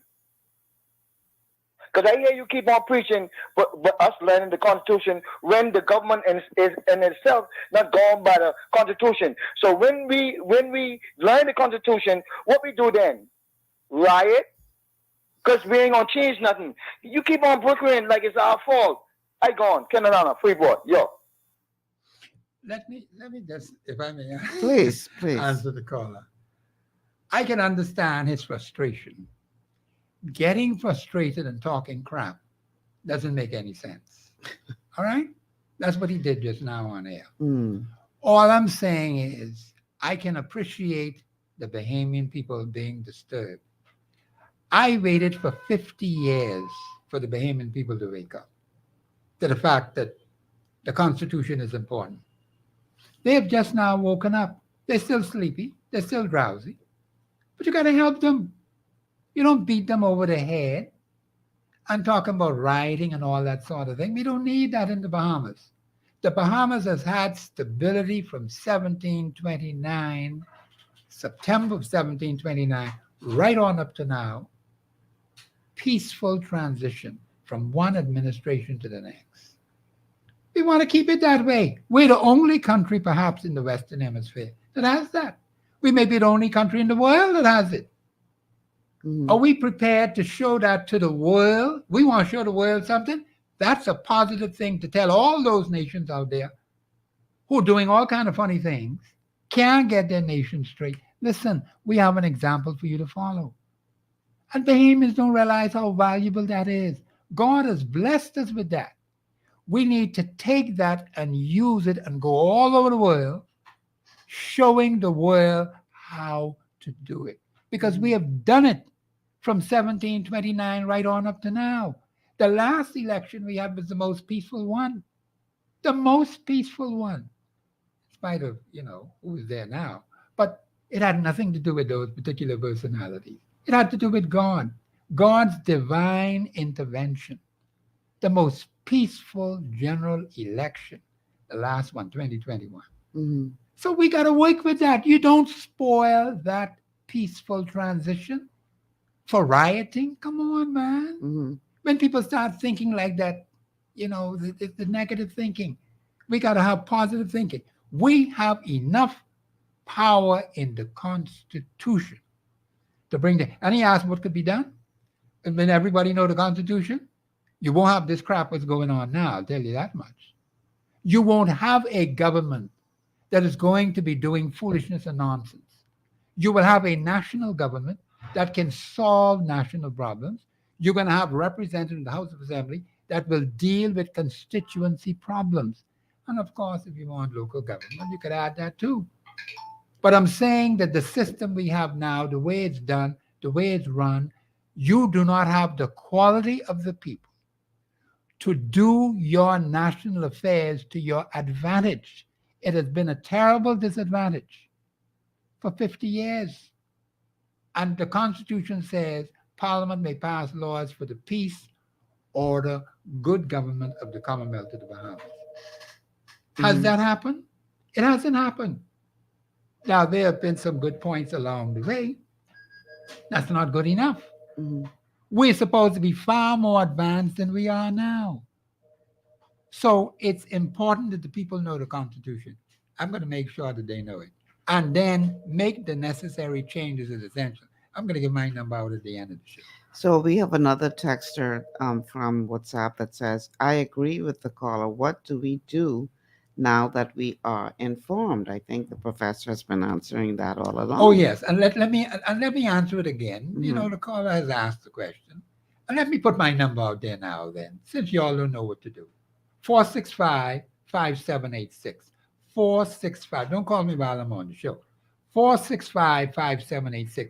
If you do not know how to organize yourself, I got 50 years experience in this. Okay? I know what the Constitution says. I know how to do it. I don't have to get personal with you or anybody else because I'm not interested in that. I'm interested in making sure that you are organized constitutionally. There is work to be done now that you're waking up. You can't stay drowsy. You got to get alert now because there's a lot of work to be done. But don't start blaming this one and blaming the next one. The government of the Commonwealth of the Bahamas has been the main culprit for the entire 50 years. That's a hardcore fact. You have to face it. Article 6 of your Constitution proves it. Article 7 of your Constitution proves it. And I could quote some more articles. They have not operated this country according to the Constitution in the best interest of the Bahamian people. Okay, I want people getting a lot under the collar. Oh, we have a call on. We have a caller on the line. Caller, welcome to GPS. Good afternoon, Mr. Morgan. Good afternoon. Good afternoon, Mr. Sidney Morgan, Walter Thompson. Hey, what's happening, man? Everything good. Yeah. Mr. Thompson. Like the means you are suggesting that, like, because the people continue on, even though we had the most peaceful election, the last election. That's correct. Like, okay, but you never put in the mere fact that our voters register is so contaminated by persons who are on that register by questionable means, and some outright, like you had a caller earlier was suggesting like most of the persons who get registered in the Bahamas ought to have a Bahamian passport from Espanol or West, he say, and they don't qualify from 2012, but they are on that voters register, and they have a right to vote on the register. So I mean, and basically, we don't know how much tens of thousands of persons of that ilk is on the voters register. And I mean, how constitutional is it for us knowing that for years, even the Jamaican have a better status to the register because they're from the British Commonwealth of Islands. But for years, I mean, like, we go through the same process every time. And the politicians, every election, they go into these places and give these persons passports to be ushering them and to say as victor to go in the House of Assembly. And we on the same road. You're talking about the Constitution, and we ain't talking about how constitutional it is, like, for those persons to be on the voters register, election after election, no matter how they say they're clean of that register, it's filthy dirty. How constitutional it is for the government to continue to allow that to happen, knowing that persons are on that register by questionable means. Caller, I appreciate your concerns, but if we keep looking at problems and not looking for solutions, we're going to keep losing. My job on the radio today is to help the Bahamian people. See, the only thing you have that is rock solid is your Constitution. And I'm asking you, how constitutional is it? Does the Constitution give way for that? No. I mean. No, it doesn't. I can tell you that right off the top. So why is it that we go into from election to election, like we are basically oblivious or fools to be voting with such a contaminated voters register, and no political party giving no effort to try to clean it up? Caller, let me tell you this. You know who's going to clean it up? Who? People who are constitutionally educated from the supreme law of the land. That is the challenge we have today. I understand your concerns. I hear this all the time from people. All we're doing is talking about problems. We're not working to find solutions. Didn't I say earlier in the show? Yep. What do people need to do? So maybe I need to repeat it again. And I'm saying to you, give me a point, please, because I understand where you're coming from. I don't want to keep going over that because we are not making any progress if we don't understand the only way legally we can solve our constitutional issues is through the Constitution. That's the supreme law of the land.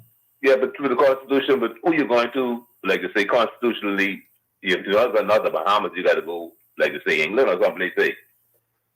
Hello?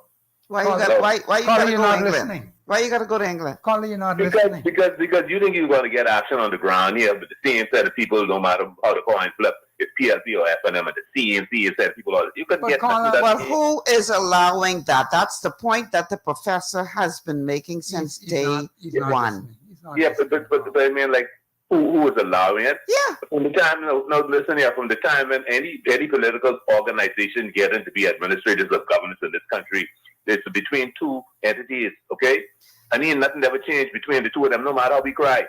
Nothing changes because of the attitude that nothing changes. No, but what? Let me ask you this. Yeah. You say, oh, we got to go to London. We just did that. We just went to the Privy Council, and the Privy Council sent us right back and say, you have a constitution, follow that. So what we going to them for to tell us, follow the law we already have? Yeah, but I mean, like, okay, so I mean, like right now, at least I understand that there's another group who are basically putting the government in court, and they're like collecting money so that they can get the lawyers from foreign, and one lawyer or two lawyers from here to take on the government, right? Because what I'm saying is, like, we know what's going on, like, to say, with that the voters register. But ain't nothing getting done for the mere fact that ain't nobody put no case, like, so that could change, like, to say, around a day's time, not but no 1 year before election or a couple months before election, because that's what they want. They want a contaminated register so that they can have their people and say, always Who is allowing it? Who's allowing it? No, but no one ever challenged the government, because the government, we talk about it and they never change it because it's what they want. So who is allowing that to happen? I guess the person who voted for them. Okay then. But I didn't vote. So why are you on this radio making noise? If you ain't because willing to be, but if you aren't willing to use the very tool that you have to fix the problem, why are you on here making noise for the problem? Well, I mean, the real master, the guru of the Constitution is sitting inside the studio, and it ain't me. Because Mr. Thompson knows what he got to do. He's the leader. So he can do it by himself then? No, he ain't got to do it by himself, but you know what? It's like a leader. He put it out there, okay, we need to challenge the government. The government, we can't allow it no longer for our voters register to be so contaminated. Someone got to bring the case. Mr. Thompson is the man, the Constitution. He has his following people who will back him. Or, like the other group, they're trying to collect $50, like a person or whatever, to basically put the government in court, because the government ain't going to move on nothing there for them or the PLP because they run in the country. And you can't go to them and cry. Is why, every time you go to cry, they can beat you down. And this is why 50 years later, we still in this position. That's correct. Because you have people out there who, number one, don't want to take the responsibility to, number one, educate themselves about what we're talking about here every Monday. Yes. They don't want that responsibility. Be talking. Mr. Thompson already have the information and things. Mr. Thompson is a leader. All right? He like Jesus walking around. So what is your point? You expect Mr. Thompson to stand alone? The point is, Mr. Thompson be on the radio every Monday. I respect that, right? But you know what? Mr. Thompson needs to really challenge the government with that same dirty voters register.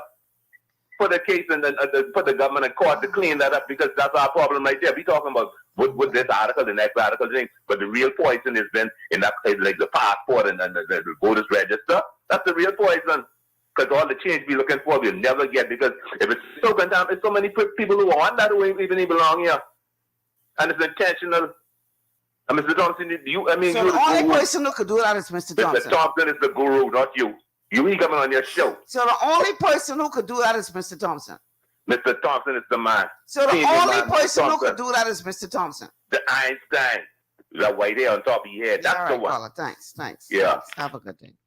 And this is why 50 years later we still at the same. We're right at the same way we are, and that is the problem. How you could say to me, "I didn't vote."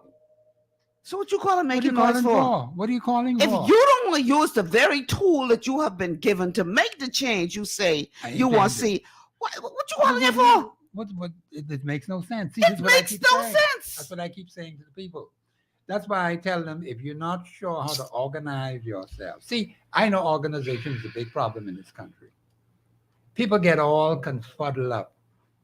They don't know how to separate personal matters from constituency matters, from national issues. They don't know how to do that. And that's bad. They get everything all mixed up like Count salad. That doesn't make any sense.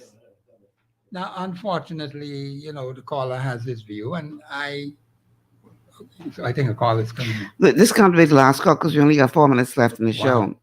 How many breaks have we taken? On 3? Okay. Caller, welcome to GPS.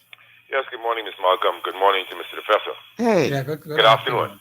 Yeah, I sent some text on Facebook. I don't know, you didn't read, but I didn't even get to put them up. Yeah, I was just about I didn't want to call, but to the caller, I like what he's saying about the registry, the parliamentary registry, right? Mm-hmm. I mean, the Constitution. I'm hearing all of this narratives between Mr. Bell and Mr. Pintard and what's going on, the theatrics in the square, right?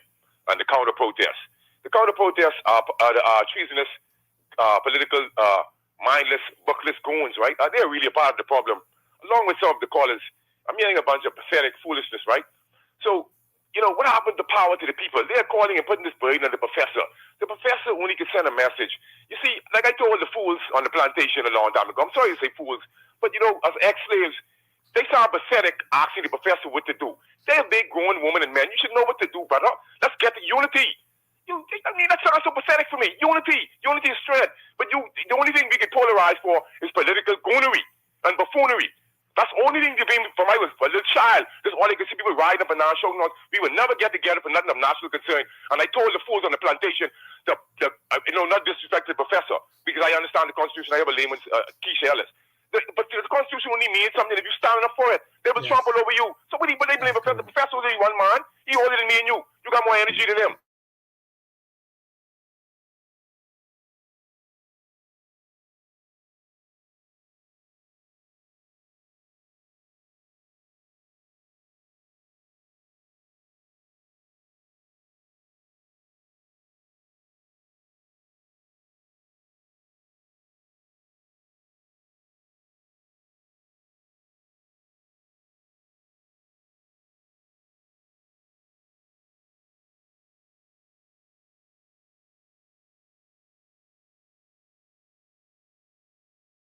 Caller before him, well, he had his view, and that's fine. But I'm going to put my number out there, 465-5786. 465-5786. Bahamians, let me tell you as quickly as I can, because we have little time. The point is, there is something you can do constitutionally. You don't have to break up the place. Don't mind how these fellas who are running things now carrying on. This could be a thing of the past if we act responsibly, if we act constitutionally. You've got to utilize the knowledge that you're given. You have to understand, and I think one of the biggest problems is organization. People are not organized in these constituencies. Clearly, they're not interested in being organized. They're just interested in.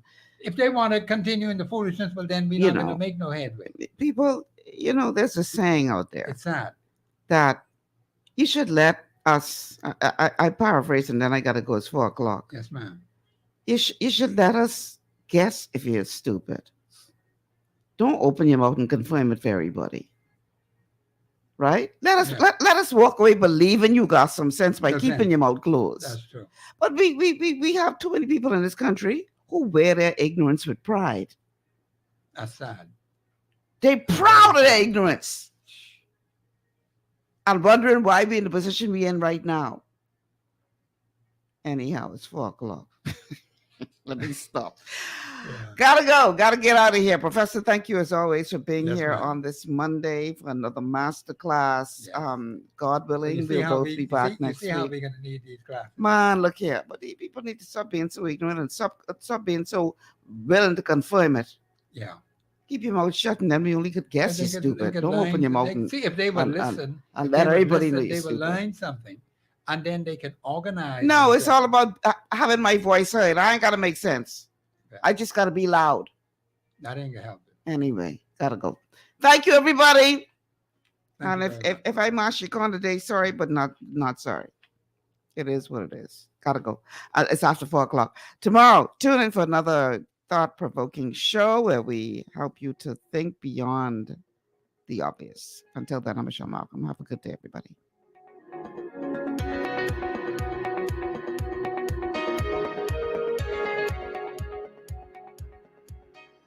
Global 99.5 FM reminds our listeners that the views and opinions expressed on this show